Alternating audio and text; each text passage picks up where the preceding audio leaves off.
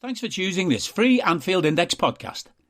If you'd prefer to listen to this or any of our other shows without adverts, then now's the time to check out Anfield Index Pro.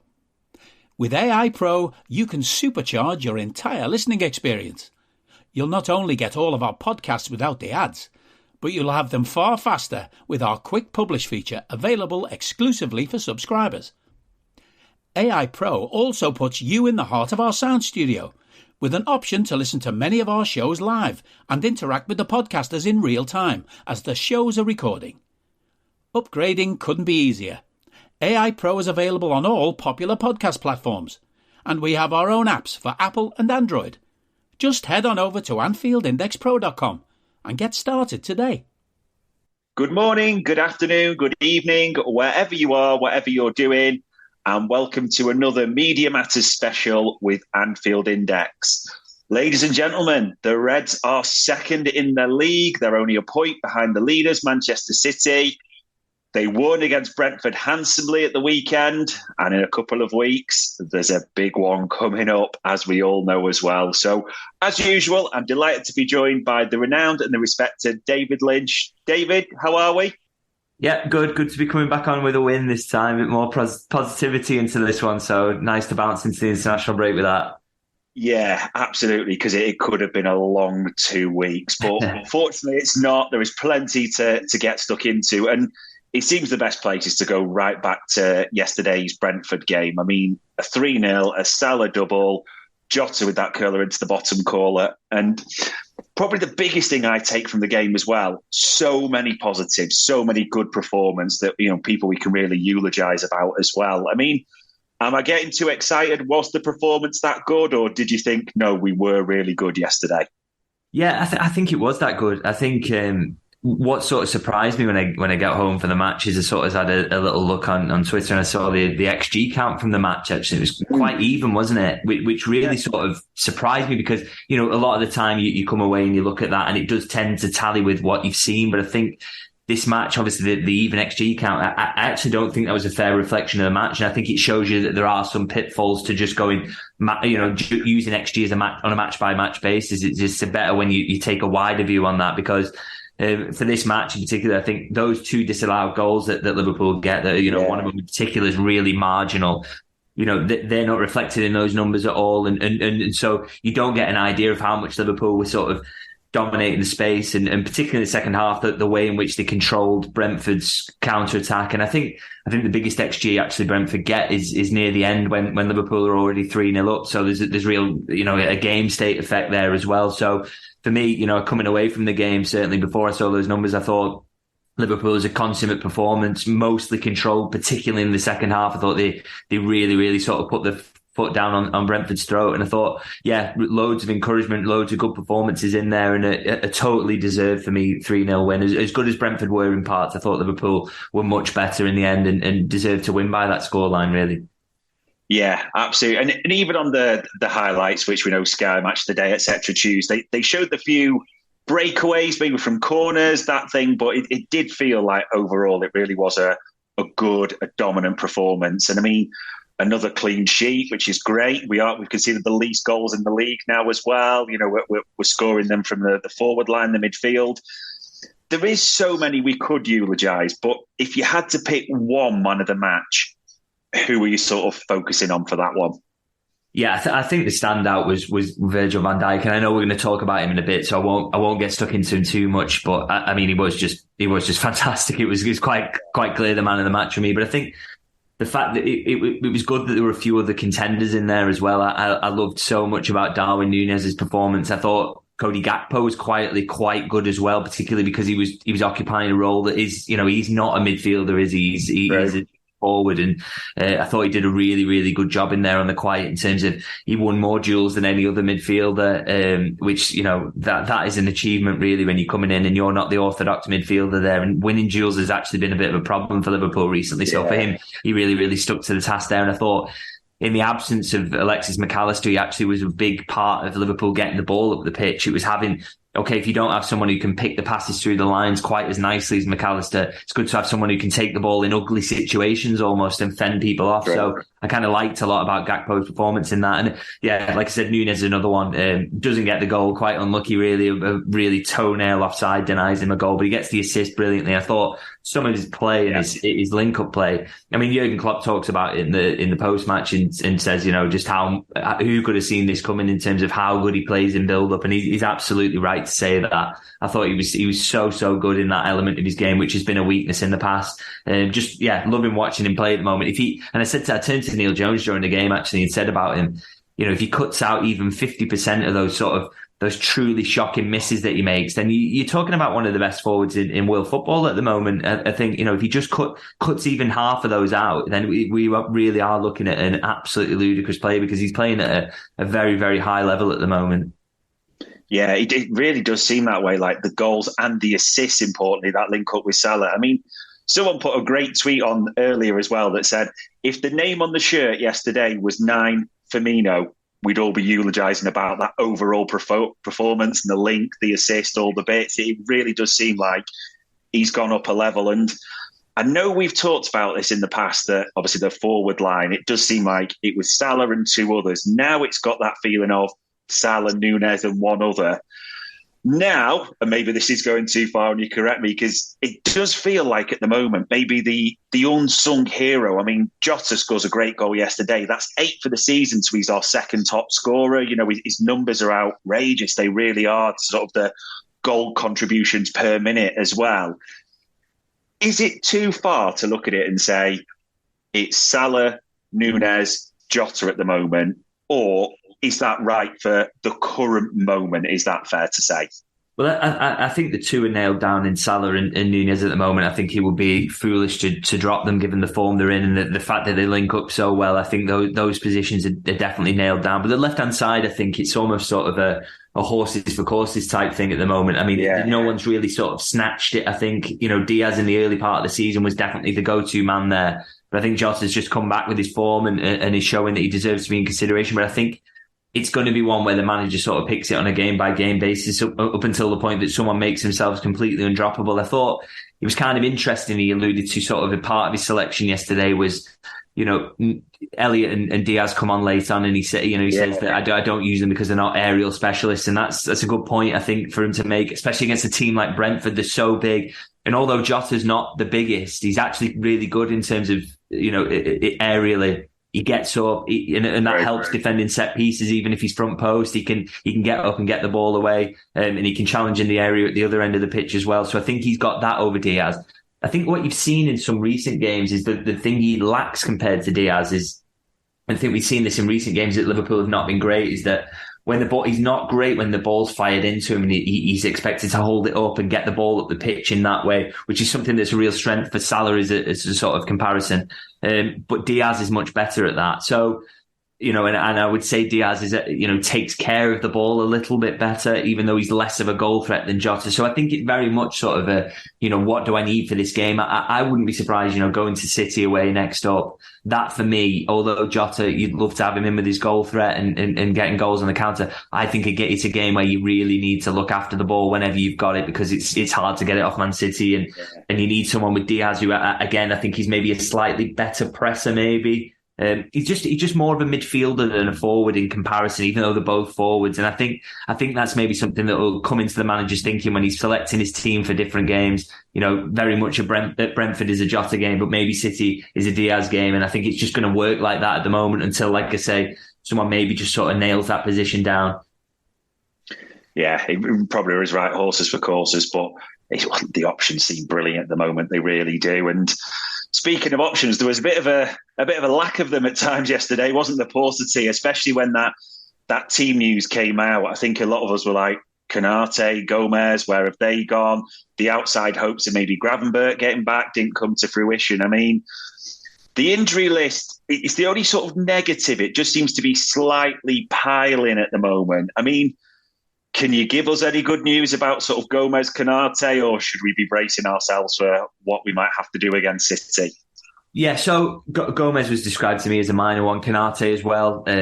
Gravenberch and Jones, they're so effectively sort of I'd say 3 out of the 4 there would almost, you'd put money on them being back after the international break. That was the vibe I was given. The one maybe doubt is Canate. We have to see with it, hamstring injury. You don't want to push on that. You don't want to push anyone back too early. And it's very much a sort of wait and see in terms of how that heals, how he feels. And then, can he run? Can he sprint? You do not take risks with those ones. So I think Canate is maybe, because it's a hamstring injury, is probably the biggest out there. But the other 3, I would expect to be back and be in the squad for City, which is a boost, because you don't want those injuries piling up. You've already got Thiago, Bajcetic, Robertson is also out, of course. So none of those guys will be back after the break, I don't think. But you don't want to be adding to those with further injuries. So hopefully get all 4 back for after the international break. But like I say, Canate is the one, because it's just the nature of hamstring injuries. But it's good news, really, I think, because, once those injuries start to pile up and you've got 2 games a week, it makes that rotation harder. And then all of a sudden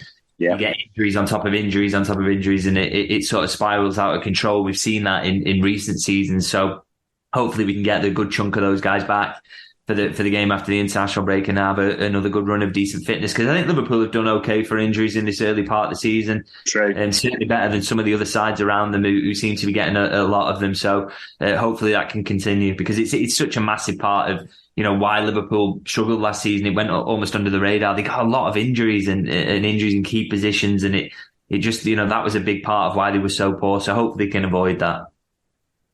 Yeah, because Jurgen Klopp's talked about it as well, like the periods up to this, and then after that City game, all the way through to sort of New Year. It's a crazy fixture list with the Europa, the Carabao Cup, all those things. So, yeah, it's maybe unfair to say this, but it almost fits with Canate. I mean, there's been question marks around Gomez, Matip, their fitness. Is it right that a few fans are just starting to maybe just question, is Canate in that mould? Because it does seem to get a lot of minor strains, if that makes sense, already this season. Is it right to have those concerns, especially from a centre-half, do you think? Yeah, I think it's fair, because I think the nature of the injuries he's getting consistent muscle injuries, and that is, those are the types of injuries that when a player's getting those, that they do tend to get them consistently, and then that becomes, all of a sudden you're missing sort of 20 games in a season through little niggles here and there, and it's frustrating. And I think, when Liverpool's availability record at centre half, Virgil van Dijk aside, touch wood, is generally poor already. To have another option who's showing signs of being injury prone, it's difficult, and it makes it difficult for the manager. I think that's one thing that's going to come into the thinking, that we expect Joel Matip to depart at the end of this season, and I think he's come back to form, by the way, this season. I think him and Gomez have been absolutely fantastic when they were called on. Matip really deserves praise for his performance yesterday, by the way. I thought he was sensational alongside Van Dijk, who makes it easier, but still there's a job to be done there, and he does it. But I think when Liverpool moved to replace Matip, they've really high on the list has got to be the fact that this defender has got to be robust. They've got to be someone who's got a strong track record of availability, because Joe Gomez we expect to stick around. He's only recently signed a new contract. Virgil van Dijk's getting older, and I just think Liverpool need an option there, and we know what we know about Canate. So I just think Liverpool need an option who's going to be there week in, week out, whether that's into the first team, but just be available, be a part of the squad, and be there to be ready if you need to be called upon, because we know there's real issues with availability there, and they really, they hit Liverpool quite hard really yesterday, even though they sort of got away with it. Yeah, indeed. And like you said, it's just when we looked at the midfield in the summer, wasn't it? It was Szoboszlai, McAllister, reliable, the availability. It's got to be such a factor in that decision. But I mean, defence-wise, if there was an example of the difference, if we look back to Toulouse the other day, and then like Virgil van Dijk, absolutely imperious. I mean, since becoming the captain, it just seems to be an upward trajectory. So a marked difference to what we saw last campaign. I mean, when we sort of look at it, and it might just be too easy to go the contrast between the two, how good would you actually say he's been this season for you?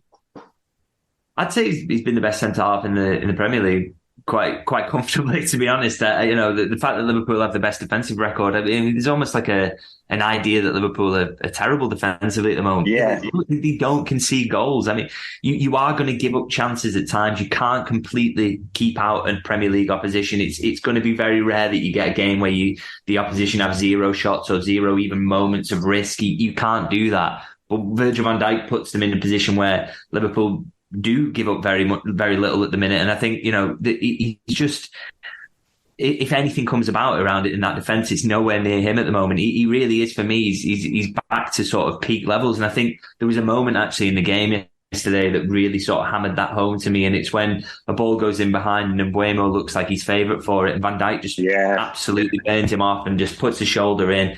He's stronger, he's quicker. He gets there, he knows, he's not clumsy in the challenge at all. He's so controlled. And I was just like, it reminded me a lot of actually, I remember going to Salzburg away in the Champions League and Haaland thinks he's getting in behind with the ball and Van Dijk all of a sudden just burns him off and kills him and just gets the ball out of play. And it really reminded me of that. And that was Virgil van Dijk operating at the peak of his powers. And I think we're seeing a similar level again. I think he's just, he's right back there. And I think he's helped definitely by, I think he wasn't helped by the quadruple season and the emotional and physical drain of that. But I also think having a midfield in front of him that kind of functions as well is a big part of it. He's a superhero, he's incredible, but he can't do everything. He can't fight every fire. And Liverpool were asking him to do that too much last season. So now he's got some stability and sanity in front of him. I think we're back to seeing the best of him. And he's a phenomenal, possibly still the best centre-half in the world at the moment, definitely in the Premier League for me. Yeah, and all the stats back that up as well. I mean, the craziest thing, or maybe the sad thing is, he will be 33 in the summer, so he's not that young. And then there is that element that when we're talking about the defensive rebuild, he has only got or will only have 12 months left on his deal in the summer. For you, is this an easy renew? I say long term, how long do you give someone at 33, but with his stature? It might not be the easiest one, but it's a renew, surely.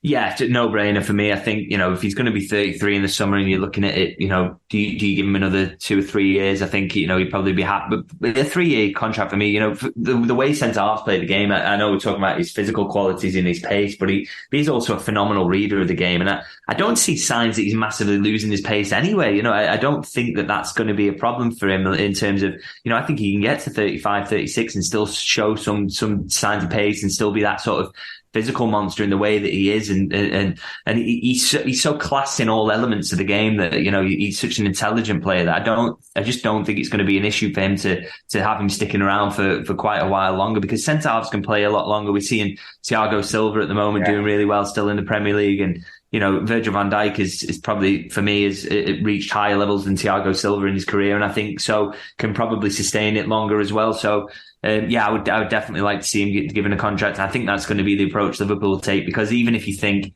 okay, well, in a couple of years' time, he's not going to be fit first choice, should we be giving him a 3-year contract? I still think, well, to have him around the squad, to have him playing the odd game, he's still going to be playing at a very, very high level. He's a class act. So, it's a no-brainer for me. And I think Liverpool will see it the same way. Yeah, absolutely. And especially like with the younger ones coming through, like Quansah, such a valuable mentor. And even yesterday, like you're saying, it was great to see the raking diagonals were back at times, weren't they, to Salah and across the pitch. So, funnily enough, it tends to be when Virgil's at top form, Liverpool tend to do well at the same time. So let's hope it continues. And probably the only contrast, because I was thinking it's a good point sort of analysing the season as we hit this international break ahead of the big one. I know you've probably clocked it as well. The home and away form seems markedly different at times, not across the board, it's fair to say. But I mean, at home, the great results, it used to be 3-1, but now it's 3-0 yesterday, great results. But away, people will look at the Luton, they'll look at the Toulouse and just say, is it that the issues against the lower team, so to speak? Why do you think there is such a marked difference for Liverpool at home and away? Is it just a mentality thing? Is that too simple? Or is it something you think Jurgen Klopp will be looking at? I think part of it is that Liverpool is so strong at home. So it sort of emphasises that if they're not quite there away from home, it makes it look, it sort of stands out. But I think the further we get away from that Luton game, I'm maybe less sort of critical about that in terms of, you look at the chances Liverpool create in another day. If even one of those goes in, they probably win that game quite comfortably. They end up pinching a late equaliser, but in reality, they did limit Luton to very, very little apart from the goal, didn't they? And I mean, it was the first time they really got away and made a real incisive attack.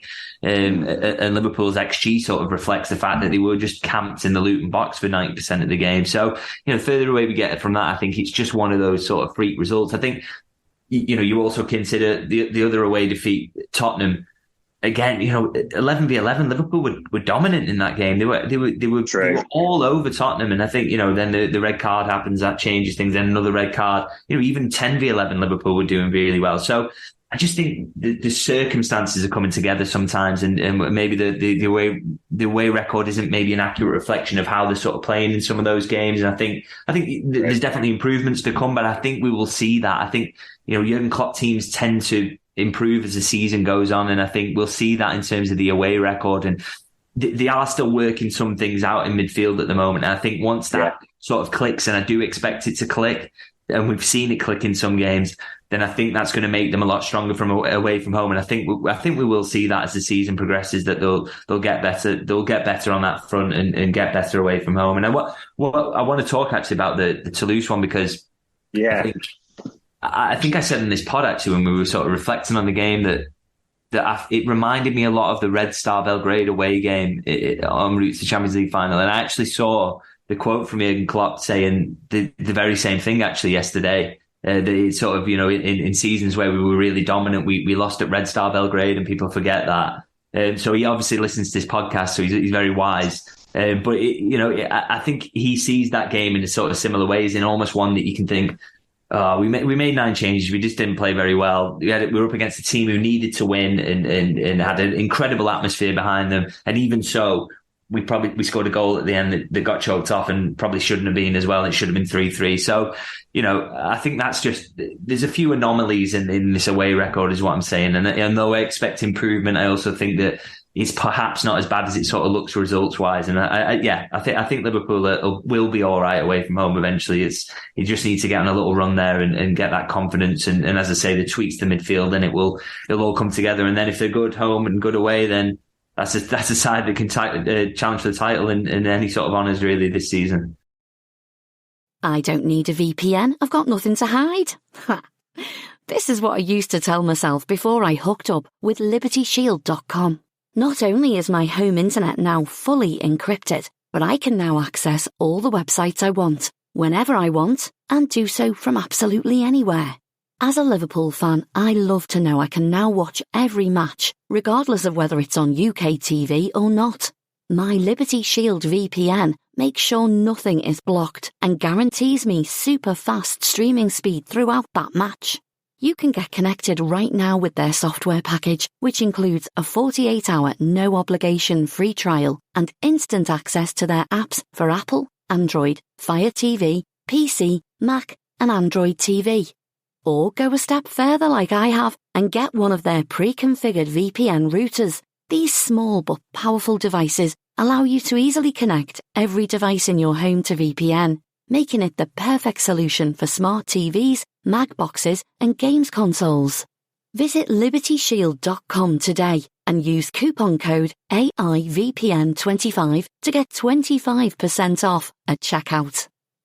Yeah, absolutely. And you're probably right, because also that cumulative effect, because Luton's followed by Toulouse, and obviously the reaction will be so. But at the same time, if someone had probably offered us listen, you can get the 3 points against Brentford ahead of the international break, Toulouse, not to minimise any defeat, but we're top of that group. We're still expected to win it comfortably. So yeah, a lot of rotation that way as well. And probably speaking of a lot of focusing towards certain games, the build-up's going to be towards City, isn't it? And this huge game in less than 2 weeks, the Saturday 12:30, which Jurgen's made his feelings clear on already, which I think we all know as well. And yesterday, we looked at it and we saw City. We won, but City 4-4. City conceding 4 goals, Chelsea having chances. I mean, this is what I want to ask you, but I want to shape it in the right way, because there's naturally going to be some of the fan base that are like, I'll take a point there right now, no problem at all. It's a difficult place to go. But then there's going to be the other side of, hang on, they shipped 4 to Chelsea who haven't been that good. Look at the chances they gave up. I think Gusto put that ball over, didn't he, yesterday? Jackson missed a few one-on-ones. Which camp do you sit in? Are you thinking a point's still good, or we can really take these? How are you seeing this at the moment? Yeah, I think a point's still good, to be honest. I'm very much always of that mindset. I think if you go to the Etihad, it's always going to be difficult. And yeah, I think a point is always good. But I think, Liverpool can take encouragement from what they've seen there. Chelsea, it wasn't a fluke that they scored the 4 goals. They didn't have 4 shots and scored 4 goals. It was, they were carving them open, and Chelsea have been absolutely turgid going forward this season. So, you think about the way Liverpool attack and how dangerous they are and the options they've got coming off the bench and attack as well late in games. They should sniff some goals out there, but, equally, you've got to sort of limit your expectations slightly, because, that's a rare off day for City that we saw yesterday. It's not like they're leaking goals consistently every week. They had the best defence in the Premier League up until yesterday. And now they've just slipped behind Arsenal and Liverpool. So that is a bit of an aberration, that game. So, but I think, they've got to think that there's going to be chances for them there. I mean, against any side, Liverpool will make chances. And I think particularly the way City play in terms of they're going to try and push on and push Liverpool back and camp in. And Liverpool have just got to get quick attackers on the pitch who can hit on the counter. And I think, they've definitely got that. They've got the ability to hurt Manchester City without a doubt. I think a key thing is that, with the internationals going on, and I'm not sure about the timings, actually, I need to look at this, but can you get Darwin Núñez on that pitch? Because I think Liverpool, it's so vital, I think, that he starts this game, because I think not only because of the form he's in, but I just think to have him on the counter there is just massive. He's so deadly at getting chances, and his movement in behind is massive against a City's defence that in the last game had showed some signs of disorganisation. And I think, although he's been sort of criticised, I kind of would love to see Alexis McAllister start as well. I just think his ability in terms of firing the ball between the lines. I don't think Liverpool are going to go there and be as solid as people want in midfield. They're not going to completely dominate in that position like they did when, say, a Fabinho was in his peak. But I think what Alexis McAllister gives you on the ball, and in terms of firing balls through the lines, like I say, and I think it's just so vital that those South Americans can be involved. And I really hope that Liverpool can sort that, and we can get them back in time to be in condition to start this game, because I think both of them are crucial in different ways. But yeah, it's good. It's going to be an exciting game, and like I say, I would take a point, but I think there's opportunities there for Liverpool to hurt City, and particularly with the strengths and weaknesses that match up in Liverpool's favour. I think so. Let's hope they can do something with it. It's an interesting. I'll be honest, I'm still swithering. Do you think? And it might not just be as simple as yesterday, but based on yesterday, do you think there will be a part of Jurgen Klopp's, and we'll come on to the lineup and who we think will get the nod, but from the setup, do you think, with the question marks maybe over the left back and McAllister at 6, do you think rather than sitting off and counter-attack, do you think there'll be a part of Jurgen that's looking at it now and thinking, maybe we just have a go at these? Because Chelsea did have a right go at them yesterday and got real joy. Do you think, not that it'll be all-out attack, but is that going to come into his thinking, do you believe? It's definitely a possibility, because you think, think about that game. Was it the one that finished 2-2 when Liverpool started the game with all 4 forwards on the pitch? So he's got previous for it, and maybe you think as well on the back of the international break that City too will have a few players who've been jetting all over the world and maybe will not be quite at their organised best. They're going to have limited training time the way that Liverpool will, and that, to me, that almost sort of falls into the away team's favour, because in a game like that, Liverpool, what they're expected to do is sort of soak up a little bit of pressure, hit on the counter. That is how you would think they're going to go into it. But for City, they have to be the dominant side. They have to push on. They have to, the expectation is that they will do that at home. So that, for me, is why I think Jurgen Klopp will go in that counter-attacking sort of, rather than going for the sort of all-out attack and going in that way. I think he'll go for the sort of sit deeper and sort of try and soak it up and hit on the counters, because I think he'll think City's organisation is not going to be at its absolute top level for this game because of the international break and it being at 12:30.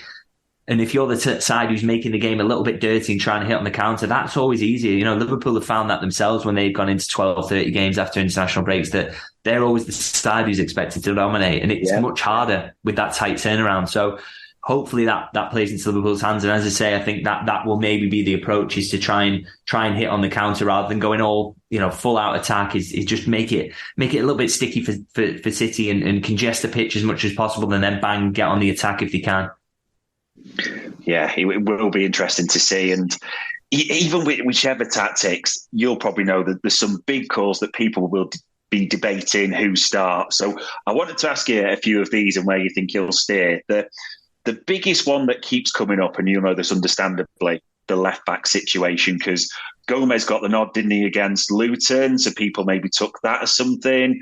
Tsimikas back in at Toulouse, and then actually played again against Brentford. And to be fair to him, got 2 assists. There was talk about the praise being as loud as the criticism. There's the other side of people who are just thinking Tsimikas away at City as well. I'm sure you've seen the comments. Who does your gut tell you is going to get the nod for that one? Do you think he will back Costas, or was that sign at Luton with Gomez going in there? Yeah, I remember at the time, I think we spoke about it, maybe not even on the pod, I think we were just chatting about it, but it was the time he made the call of putting Gomez in at Luton. I maybe didn't think about the City thing. I thought, this is a Luton-specific thing. He's trying to stop Townsend cutting in and adding a bit of height as well to a defence that's going to get peppered with some long balls. But I think, on the basis of the sort of past 3 or 4 performances and how that's worked out, I am sort of maybe leaning towards Gomez being in there against Manchester City, because I think Tsimikas had to start against Brentford yesterday. I think when Liverpool are at home, they need a guy who can cross the ball, can get down the outside, can pull defences apart, because he's providing that width in the left-footedness that you need down that side. I thought he was important starting the game, and I thought he did really, really well and deserves to be praised for his performance, because, as you say, he's had a lot of criticism. For me, I don't want to get bogged down in just talking about Tsimikas, but he's as good a backup left back as you were going to get. I think people forget that. I've seen people talking about signing Aït-Nouri to come and be Liverpool's back. He doesn't want to be Liverpool's backup left back. If Aït-Nouri moves, he'll move to a big club where he'll be the first choice. He's not going to sit behind Andy Robertson. So you're going to end up with someone with a few weaknesses. And yes, Tsimikas has got them, but I thought he'd come in yesterday and he showed why he deserves to be part of this Liverpool squad. For your backup left back to come in, help keep clean sheet, and also get 2 assists. Marvellous performance. So well done to Costas. Anyway, away from that, I think against City, because, as I say, Liverpool, rather than, trying to pull City apart in terms of camping in their half and trying to pick holes in them and trying to create width in their formation, I don't think you necessarily need Tsimikas. I think you're okay to say Gomez at left back. Whoever's going to be on his side is probably going to be cutting in onto their left foot, and so he can go with them. That works on the defensive side of things. And on the attacking side of things, as I say, I think it's going to be fast counters. I think that's how Liverpool are going to look to hurt him. So I think, you don't necessarily need a left back who's going to hold all the width and fire down the outside. I just think get the ball up to the forwards as quickly as possible, and they almost do the work themselves. We've seen that with Firmino, Salah and Mane. They used to basically do it on their own in 3v3s, and that's all Liverpool are trying to create. And I don't think you necessarily need an orthodox left back to do that. So for me, I think maybe it's going to be Joe Gomez for this one, because it suits on the defensive and the attacking side, really. And it makes it, because Brentford at home is a completely different beast to City away, a completely different game. And I mean, midfield, I know you said, and understandably, I'd be the same, McAllister at the 6. Again, it's probably going to depend on availability. Hopefully they're all available, so it's a bit of that selection headache in a great way. I suppose Szoboszlai is always going to be one, but it's a step back to that Jones-Gravenberch debate, because Gravenberch's been in form. He's really done well in this stretch. Jones has had his injuries, but obviously Curtis's underlying defensive numbers in this one are so good. Where are you sort of swaying on this one for that midfield spot? Yeah, we said, didn't we, in terms of Gravenberch, that I thought he should keep the shirt up until the point he gets an injury or suspension, or Jones really pushes to thing him in. But I think because he's had the injury now and he's not directly in the team at the moment as it stands, I think maybe we'll see Curtis Jones come back for this one. I think there's been, even with Liverpool, even yesterday, actually, Liverpool didn't actually win a lot of duels in midfield, and that's been a bit of a theme for the last couple of games. And it's not something you're going to continually get away with. Even though I thought Liverpool played well, that was a bit of a feature of the midfield play yesterday. So I think, for me, Curtis Jones, he wins his duels. And I think, the manager going into a big game, probably, definitely your toughest game of the entire Premier League season. Gravenberch been very impressive since he's come in, but I think it's just a game where, there are still elements of his game that he's adapting and learning about this system. And I think you've got a choice there between two players who aren't in the starting 11 at the moment. Neither of them started against Brentford. I just think if Jones is back, he's been around this manager for such a long time. He knows the job. He knows exactly what it's like to play in this sort of game. And as I say, he wins his duels. He gives better protection to McAllister in the 6 as things stand. I'm sure Gravenberch will get there eventually, but it's early days for him. So I just think for me, it's got to be, if he's fit, got to be Curtis Jones in here. I think it just brings that necessary balance to midfield, and he's ridiculous at retaining possession as well. So I think that is when Liverpool have got it, they've got to keep it. So for me, I think Gravenberch will definitely be a starter in these games eventually, but I think it's still early days for him, so go with the man that you trust, and that will surely be, for the manager, we'll probably see Curtis Jones as that man. And listen, if they're all fit, one's coming off the bench later on, we'll read them and those legs type of thing, so a great sub to have. I mean, the forward line's an interesting one. Like you said, we've got 5 great options, and it's always going to be Salah and 2 others for this one, no doubt. Is there any temptation to revert to default? What I mean by that, could this be one where he looks and says, actually, Gakpo back in the 9 ahead of Núñez? And obviously Jota's going to be, well, listen, I'm firing. Look, I've got 8 goals and 16. But as I know you've alluded to it, Luis Diaz probably is a better, almost a midfielder type, holding the ball. Diaz then over Jota and Núñez keeping the shirt for you? Yeah, I think, like I said earlier, I think with Diaz, I think it's probably, he's going to be better coming short to get you, because what's going to need to happen is Liverpool are going to fire the ball up front.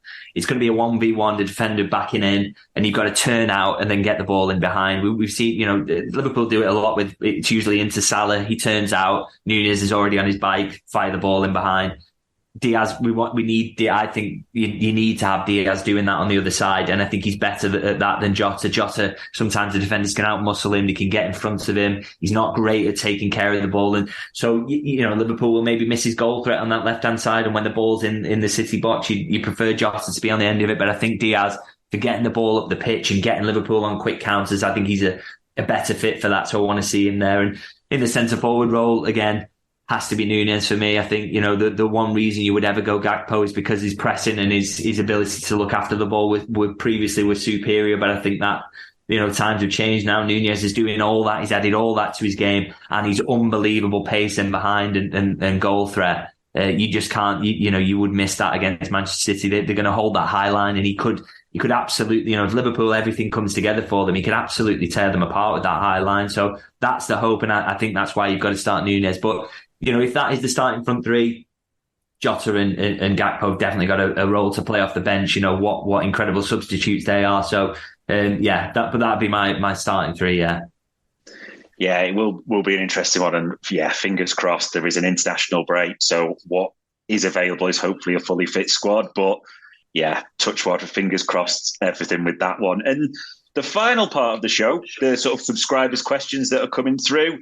You could probably guess, David, with January not too far away, the 5,000 questions that we've had through. And I won't just throw the names of people who've asked me to you, so I won't just go, what about Beraldo? And ask it all the types of things. It's probably the key recurring theme that we're seeing. And I get this question. It's not a fear, that's wrong to say, but it's awfully quiet on the defensive and the midfield front, as our listener subscribers are saying, that since that Andre sort of story has been killed essentially, or does it seem that it's a strong link, there's no other names really popping up as alternatives. And even in the back line, there might be the odd, but it's not like substantiated or the stronger links like there were with Andre.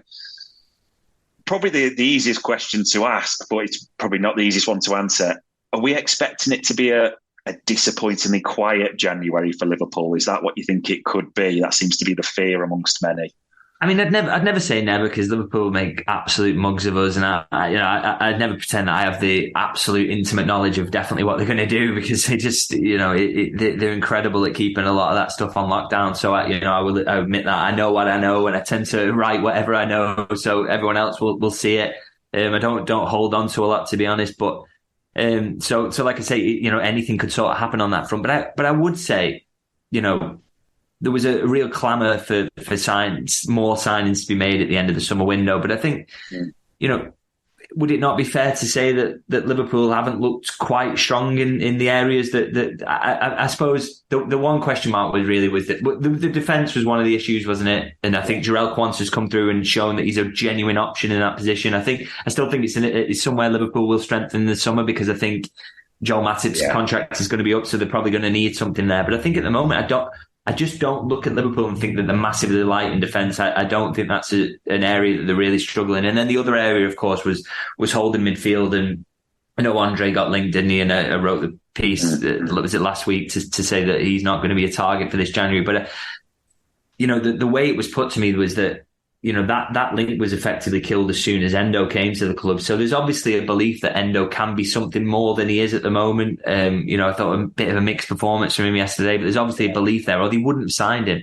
It's like the talk around sort of, can Liverpool sign this left back when they just put Kostas Tsimikas on a new deal? It's just not realistic, and it's not going to happen. And I think, again, in midfield, okay, the injuries and suspensions piled up a little bit recently, but again, after the international break, we expect that will subside a little, and Liverpool will look really, really strong again for numbers and quality, I would say, in central midfield. So again, I'm not sure it's a desperate need at the moment. I mean, we spoke before. I think I would love Liverpool eventually at some point to sign an orthodox defensive midfielder.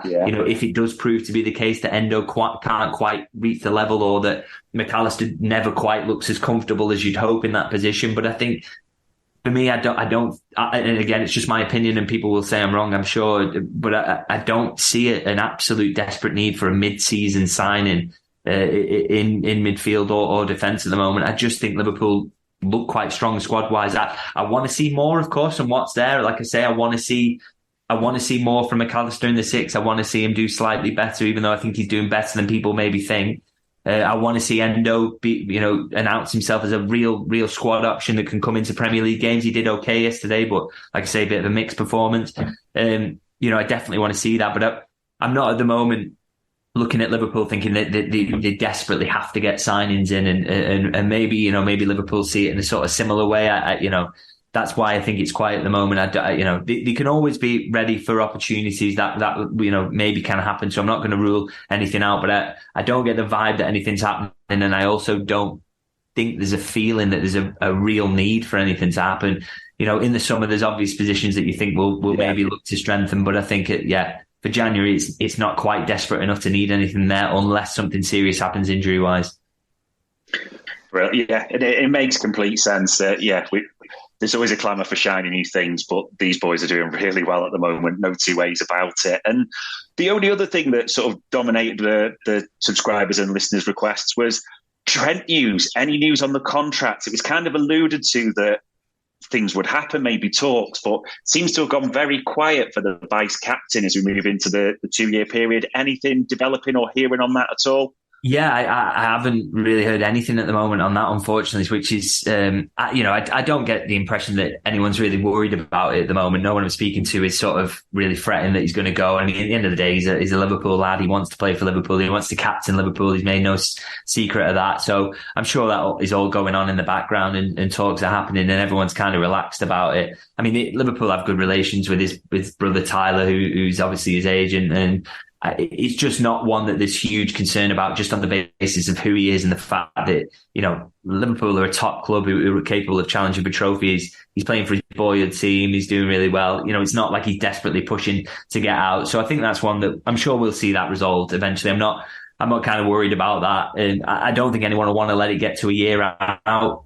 So, at some point in the season, hopefully we see a resolution on that. But it is kind of quiet at the moment. But contracts are kind of like that. It tends to be sort of buzzing away in the background, and then all of a sudden someone will tell you it's happening, and then it's within a day it's sort of signed. So it's not one I'd be really worried about if I was a Liverpool supporter at the moment. We'll just have to see how that one plays out. But like I say, not any massive concern about that. So if any of the supporters who are concerned about that, don't worry about it. I'm sure it'll get sorted. Yeah, absolutely. There's other players who we're concerned about as well. I'm sure you can imagine the questions and things that come in. But ladies and gents, we are in an international break. The City coming up in less than 2 weeks, but the Reds are second place and everything is going well. So all it really leaves me to say as ever is, David, thanks very much for your time and your insight. Much appreciated. No, thank you for having me.